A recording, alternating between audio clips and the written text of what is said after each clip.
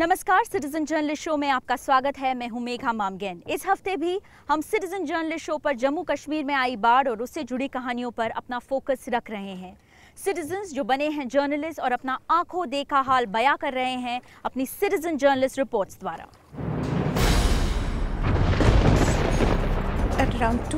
रात के करीब 2:30 बजे हमें तेज धमाके की आवाज सुनाई दी और हमने वहां 7-8 फीट तक पानी देखा। ऐसा लग रहा था कि पानी के भारी बहाव ने गेट को तोड़ दिया हो और इससे इतनी तेज आवाज हुई जैसे कि कोई बम फटा हो। मैं तवी नदी के किनारे खड़ा हूँ और आप देख सकते हैं यहाँ सैंड माइनिंग बड़े पैमाने पे जारी है। शो में सबसे पहले एक सर्वाइवर स्टोरी। प्रोमिला कौल अपने परिवार के साथ श्रीनगर में एक शादी में शामिल होने गई थीं। उन्हें पता नहीं था कि कब हल्की फुल्की बारिश एक सैलाब का रूप ले लेगी। जिस होटल में वो अपने परिवार के साथ रुकी थी उसमें दूसरी मंजिल तक पानी भर गया था। डर और शंका के बीच इंतजार था तो सिर्फ बचाव का। प्रोमिला लोकल लोगों को और भारतीय सेना को अपनी जान बचाने का श्रेय देती हैं। Hello, I'm Pramila Kaul. I was recently rescued from the floods in Kashmir, and I would now like to share my experiences of this trauma.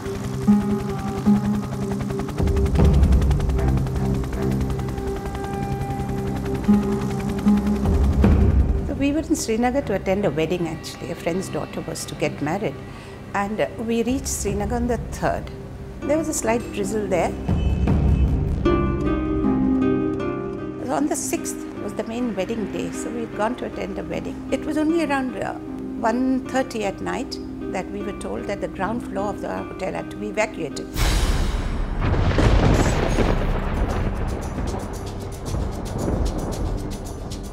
At around 2:30 we heard a huge explosion and we realized that a huge 7-8 feet of water, it was like a wall of water, had crashed into the gate and flung the gate open, and it was like a bomb that exploded.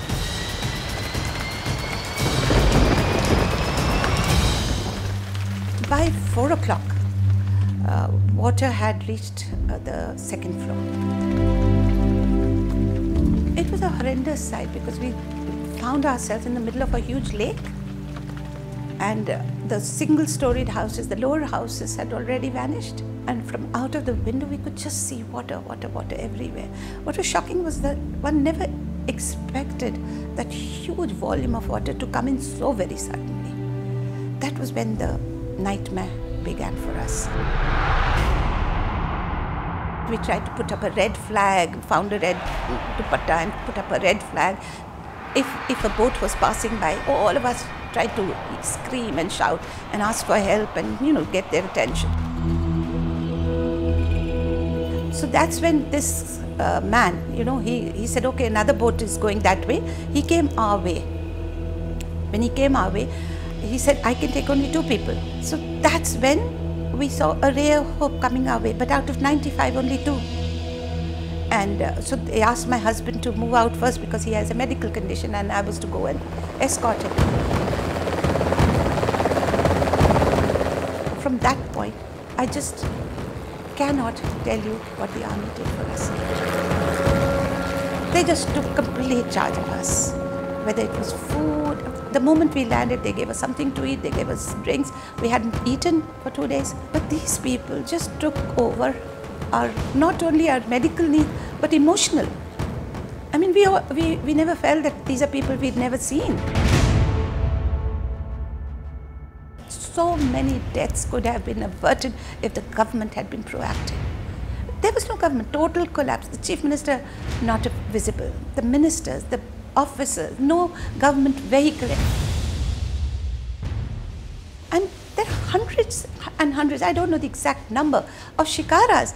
Why weren't they put into action? What sense of leadership, what responsibility, what commitment to human lives? You're a leader, you've got to jolly well take charge of this. If the army could do it, if an army officer who rescued us hadn't, this officer who rescued us told us he hadn't eaten for 48 hours. He hadn't slept. Round the clock he had been working. And there were so many like him. If they could do it, why couldn't the civil authorities do it?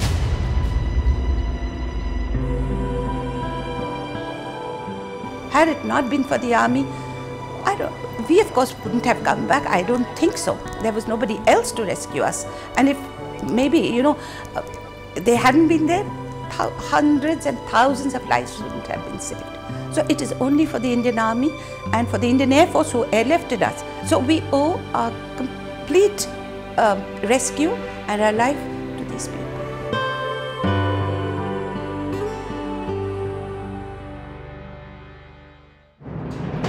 Srinagar में पानी का स्तर अब कुछ कम हो रहा है, लेकिन कई लोग अभी भी राहत और पुनर्वास का इंतजार कर रहे हैं।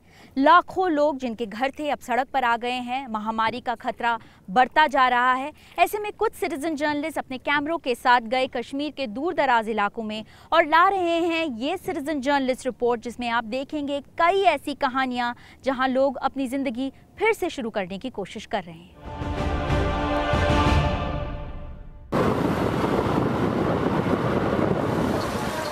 जब हम अपने कैमरों के साथ श्रीनगर से गुजर रहे थे तो हमने सड़कों पर बहुत सारे लोगों को देखा।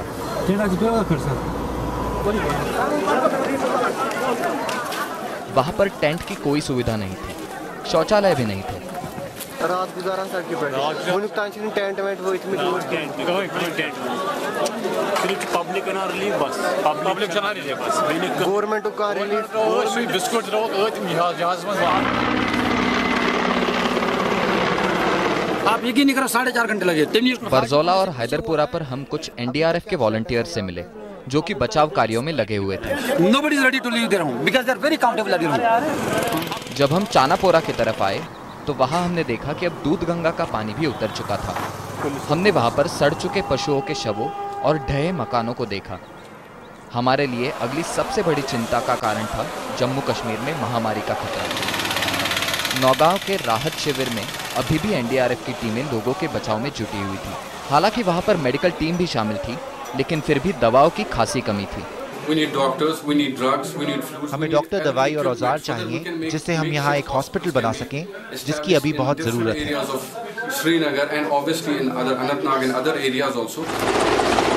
काफ़ी सारे स्थानीय लोग भी राहत के कार्यों में आगे आए।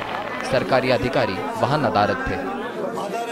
The community kitchen run here and we are giving food to at least 4,000 people or more per day. Sanat नगर के राहत शिविर में सैकड़ों लोगों को आश्रय मिल गया है। इन नामों का ट्रैक रखने के लिए सिर्फ ये फटी हुई सूचियां ही एक रास्ता है। अभी भी बहुत सारे बेघर लोगों को पुनर्वास का इंतजार है।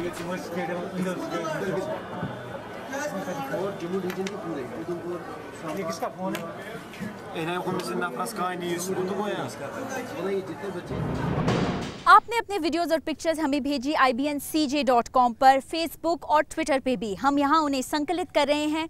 पानी से भरी सड़कें हो या राहत कार्य की तस्वीरें और आपके वीडियो ब्लॉग्स जिसमें आप मदद की गुहार लगा रहे हैं।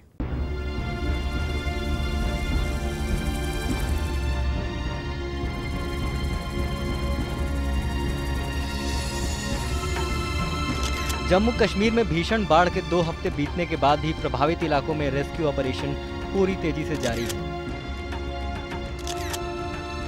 बाढ़ से होने वाली तबाही के वीडियो और तस्वीरों को कई लोगों ने सोशल मीडिया पर शेयर की है।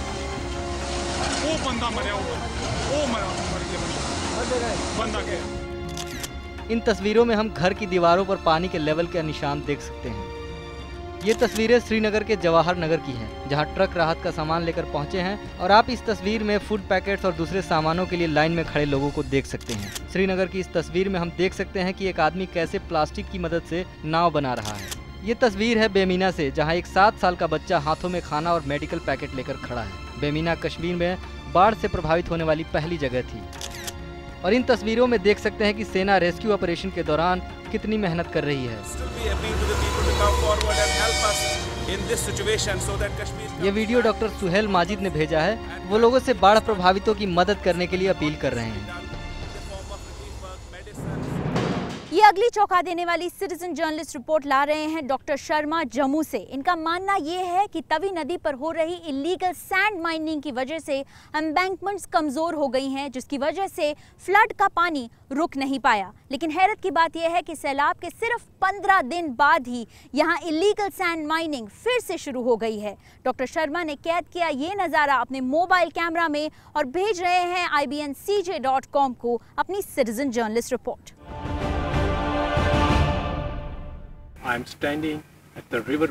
मैं इस वक्त तवी नदी के पास हूँ। ये नदी जम्मू की लाइफलाइन है। बाढ़ आने की वजह से ये पूरा इलाका तबाह हो गया था। हम आम जनता का विश्वास है कि अगर नियमों की अनदेखी नहीं की गई होती तो इस तरह की बर्बादी को रोका जा सकता था या नियंत्रित किया जा सकता था। आप ये बोर्ड पढ़ सकते हैं। Extraction of riverbed material is strictly prohibited in the area 500 meter. Underside of the board is underside the board and 2 kilometer off the bridge. लेकिन अभी ये खत्म नहीं हुआ था। पूरे सूबे में बाढ़ से मची तबाही के 15 दिनों के बाद ही तवी नदी के किनारे अवैध रूप से रेत की खुदाई शुरू हो गई। ये देखिए, यहाँ पर इलीगल माइनिंग हो रही है। And if this thing is not stopped, I think you'll be able to see that. अभी ये ट्रक तवी के पास से पत्थर और रेत इकट्ठा करके कंस्ट्रक्शन के लिए ले जा रही है। And then it will be lifted. इसकी वजह से कितना नुकसान पहुंच रहा है, इसका अंदाजा तो आप लगा ही सकते हैं। For constructions of building and all that. हम सरकार से अपील करते हैं कि सरकार इन जगहों पर नजर रखे ताकि भविष्य में ऐसी तबाही ना हो। सिटीजन जर्नलिस्ट शो पर समय हुआ है एक छोटे से ब्रेक का, लेकिन ब्रेक के उस पार जानिए कैसे आप मदद कर सकते हैं जम्मू कश्मीर के राहत कार्य में।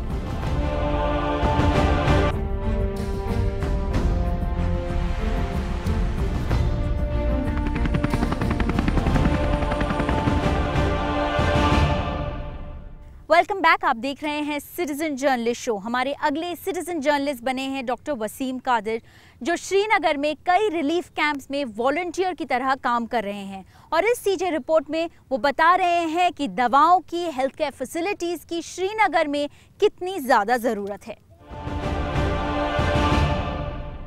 मैं doctor Waseem Qadir, citizen journalist CNN IBN के लिए, और मैं जब से फ्लड्स आए हैं तब से मैं मेडिकल रिलीफ का काम करता हूँ। और मैं चाहता हूँ कि यहाँ की जो आवाज़ है, जो हमने आंखों देखी है, जो हम चश्मदीद गवाह है जिस डिज़ास्टर के, मैं चाहता हूँ कि वो आवाज़ बाकी दुनिया तक पहुँचे और लोग ये जाने कि यहाँ पे क्या हालात हैं।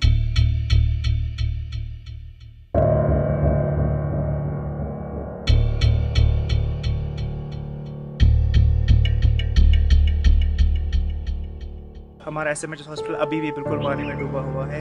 उसकी फंक्शन होने की अभी कोई गुंजाइश नहीं है।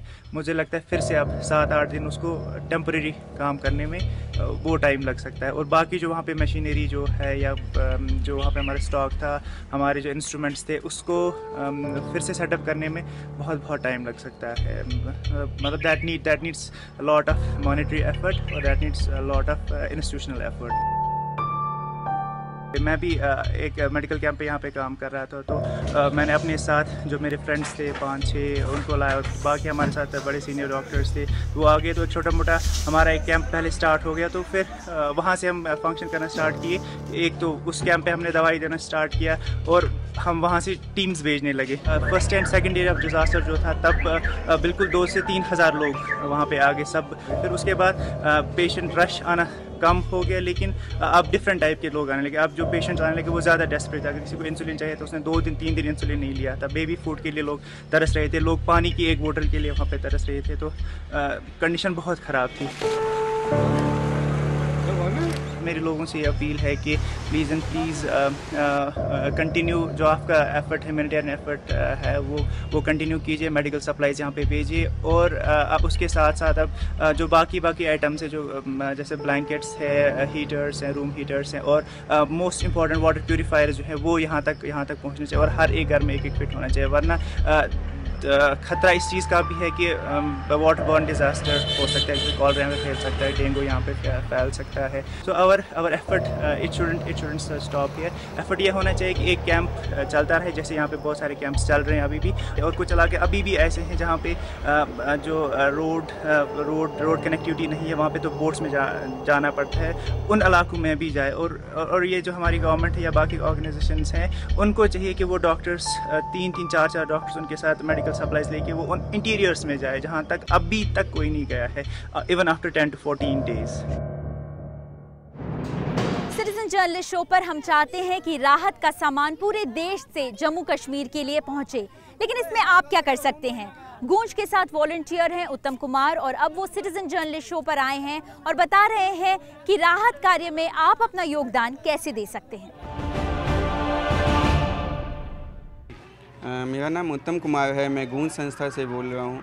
आज मैं सिटीजन जर्नलिस्ट शो के द्वारा लोगों को ये बताना चाहता हूँ कि जम्मू एंड कश्मीर में जो बाढ़ आया है, वहाँ के लोगों के लिए गूंज और बहुत सारी संस्थाएं और बहुत सारे लोग वहाँ के लिए रिलीफ मटेरियल इकट्ठा करके भेजने का प्रयास कर रहे हैं। हाल ही में आई हुई बाढ़ से जम्मू एंड कश्मीर में बहुत सारे लोग प्रभावित हुए हैं, जैसा कि वहाँ पे लोगों के पास ना खाने के लिए सामान है, ना रहने के लिए घर है, ना कपड़े हैं। तो ये गूंज का सॉर्टिंग यूनिट है, यहाँ पे हम लोग कपड़ों को वहाँ की ज़रूरत के हिसाब से छटाई कर रहे हैं और ये लोगों को भेजने का प्रयास कर रहे हैं।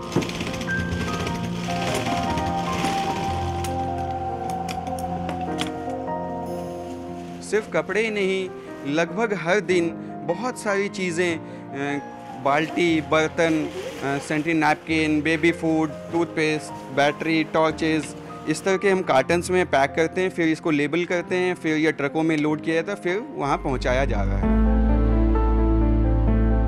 हमारे साथी जो जम्मू एंड कश्मीर में इस वक्त जो फील्ड में काम कर रहे हैं, उनसे पता चला है कि एक बहुत बड़ी ज़रूरत है इस वक्त वो जो है वो दवाइयों की है, क्योंकि वहाँ पे जो जैसे जैसे पानी का लेवल घटता जा रहा है, वो बीमारी का खतरा उतना ही बढ़ता जा रहा है। हमारा मकसद बाढ़ प्रभावित लोगों के लिए इमीडिएट राहत पहुंचाना ही नहीं, बल्कि आने वाली सर्दियों के लिए उनको तैयार करना भी है। इसलिए हम गर्म कपड़े और कंबल और कुछ इस तरह की चीज़ें हम वहाँ भेज रहे हैं। आप भी हमारे इस राहत कार्य के मुहिम का हिस्सा बन सकते हैं। आप अपना कंट्रीब्यूशन गूंज के सरिता विहार ऑफिस में दे सकते हैं। मैं उत्तम कुमार, गूंज से सिटीजन जर्नलिस्ट IBN के लिए। सिटीजन जर्नलिस्ट शो पर फिलहाल इतना ही, लेकिन याद रखिए आप हमें अपनी फीडबैक, अपने वीडियोस एंड पिक्चर्स, अपनी स्टोरीज भेज सकते हैं IBNCJ.com पर। फेसबुक और ट्विटर के जरिए भी आप हमसे जुड़ सकते हैं। फिलहाल पूरी टीम की तरफ से नमस्कार।